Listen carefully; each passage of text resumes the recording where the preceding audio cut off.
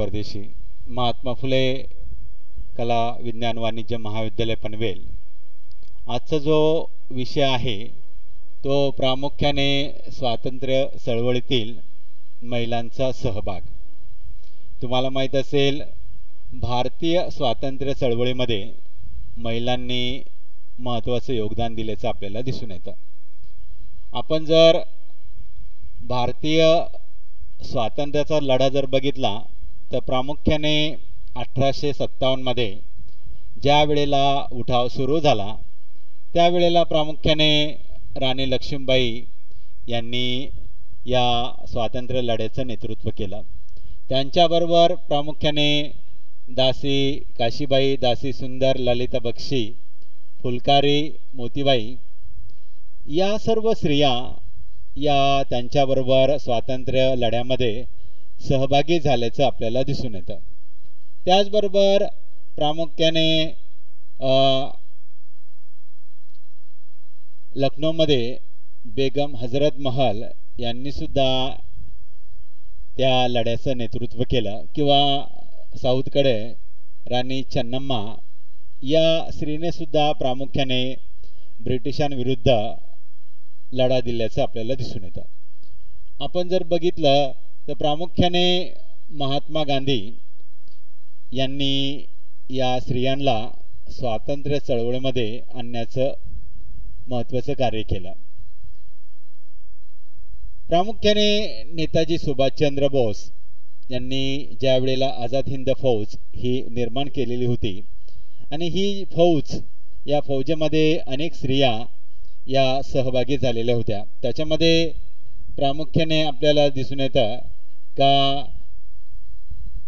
राणी लक्ष्मीबाई पलटण याचं नेतृत्व कॅप्टन लक्ष्मी सहगल यांनी केल्याचं आपल्याला दिसून येतं। म्हणजे महिलांचा सहभाग हा आझाद हिंद फौजेमध्ये सुद्धा आपल्याला दिसून येतो। त्याचनंतर आपण जर महाराष्ट्राचा जर विचार केला तर प्रामुख्याने महाराष्ट्रामध्ये अनुसयाबाई काळे, उषा मेहता, इंदुताई पाटणकर, सो विजया गणपत लाड, लीलाताई पाटील या महिला क्रांतिकारक स्त्रियांनी सुद्धा अत्यंत महत्त्वाचं कार्य केल्याचं आपल्याला दिसून येतं। याशिवाय आपल्याला अखिल भारतीय याच्यामध्ये प्रामुख्याने सुशीला दीदी हिने सरदार भगतसिंग यांना भूमिगत राहून त्यांना मदत केल्याचं आपल्याला दिसून येतं, किंवा प्रामुख्याने सुनीता चौधरी यांनी सुद्धा महत्त्वाचं कार्य केल्याचं आपल्याला दिसून येतं। याशिवाय बंगालमध्ये बीना दास या युवतीने प्रामुख्याने गव्हर्नर स्टॅनले जॅक्सन याला सुद्धा गोळ्या घातल्याचं आपल्याला दिसून येतं। म्हणजे या क्रांतिकारक स्त्रियांनी प्रामुख्याने ब्रिटिशांबरोबर क्रांती करून स्वातंत्र्य मिळविण्याचा प्रयत्न केला आणि या क्रांतिकारक चळवळीमध्ये अनेक स्त्रियांनी आपलं बलिदान दिलं, याशिवाय तुरुंगवास भोगल्याचं आपल्याला दिसून येतं। याशिवाय भारतीय स्वातंत्र्य चळवळीमध्ये महिलांचा सहभाग सुद्धा मोठ्या प्रमाणामध्ये आपल्याला दिसून येतो। प्रामुख्याने ज्या वेळेला महात्मा गांधी यांनी ही स्वातंत्र्याची चळवळ म्हणजे 1920ची जी चळवळ सुरू केली, या चळवळीमध्ये महिलांनी मोठ्या संख्येने भाग घेतल्याचं आपल्याला दिसून येतं। प्रामुख्याने असहकार चळवळ असेल, या असहकार चळवळीमध्ये सुद्धा महिलांनी मोठ्या प्रमाणामध्ये भाग घेतल्याचं आपल्याला दिसून येतं। प्रामुख्याने या महिला या प्रभात फेऱ्या काढत असे, सुती वस्त्र नेसत असत आणि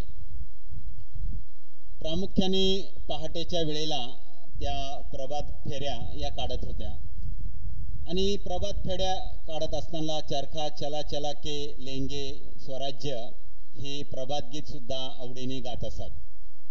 याशिवाय नहीं रखना ये जालिम सरकार नहीं रखना अशा गाण्यामधून परकीय सत्तेला त्या आव्हान देत असत। याशिवाय या ज्या स्त्रिया होत्या प्रामुख्याने ये जालिम सरकार नहीं रखना असे सुद्धा गीत ते म्हणत असत। गांधीजींच्या आदेशाप्रमाणे या स्त्रियांनी प्रामुख्याने जे दारूची दुकाने होती त्याच्यावर सुद्धा त्यांनी निदर्शने केल्याचं आपल्याला दिसून येतं.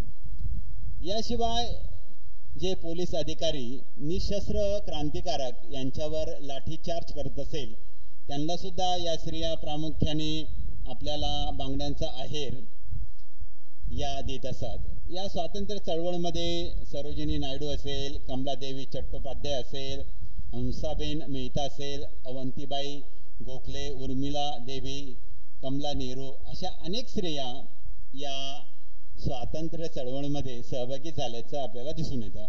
प्रामुख्याने ज्या प्रमुख स्त्रिया होत्या त्याच्यामध्ये ॲनी बेझंट या प्रामुख्याने आयरिश महिला या भारतामध्ये आला आणि भारतामध्ये आल्यानंतर त्यांनी प्रामुख्याने